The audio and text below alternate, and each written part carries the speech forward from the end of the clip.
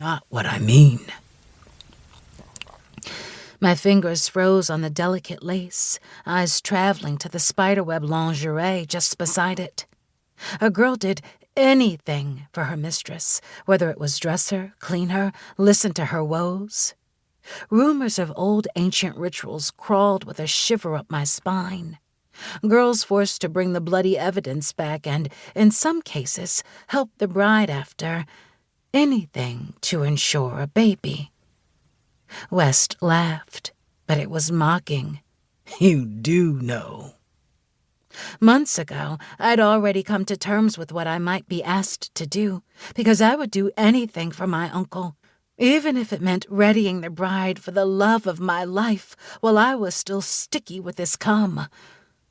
I'll take you out of this place. Wes' touch found my shoulder, feather light. I'll give you the happily ever after you deserve.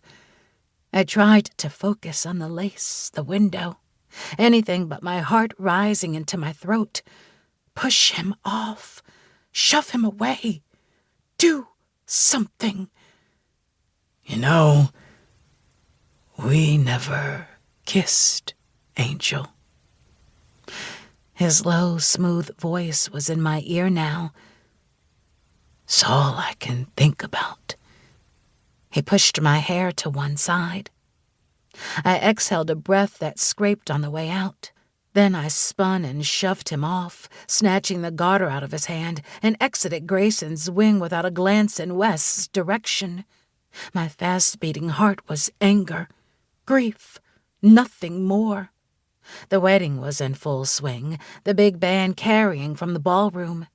Patrons in silk and sequins laughed, paying no attention to me. Angel! I looked over my shoulder, cutting off West before he could speak. Why? How could you think I'd want to be your fucking mistress? Just leave me alone, West.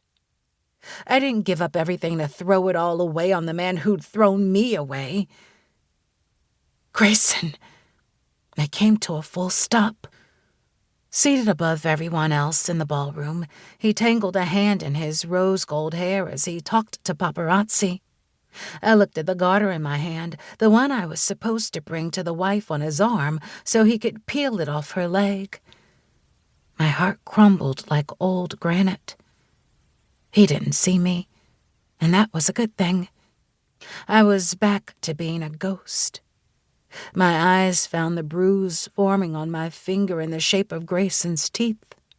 A vicious wedding band, the only kind someone like me could ever have with someone like him. Marry me, West said to my back. I froze, and his hand clasped my shoulder, forcing me to spin, to look into his deep brown eyes. Marry me, Angel. I would have laughed if I wasn't so disgusted, so broken at the thought. My soulmate left me in pieces, and the boy who ruined me, raped me, wanted to pick them up. You can't offer that. None of you can, I yelled, before I could control my emotions. You give away promises you don't own the right to keep. I swiped at my tears. West blinked.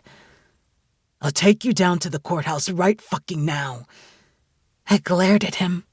He'd been the one to call me out on my naivete for believing in a happily ever after with Grayson.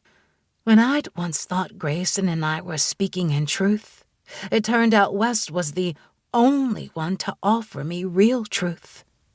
There is no such thing as a happily ever after. I don't know what your goal is here. I don't know what bet you're involved in again. It's not a bet. He all but growled. I cut him off. But how little you must think of me, if you honestly believe I'd fall for that.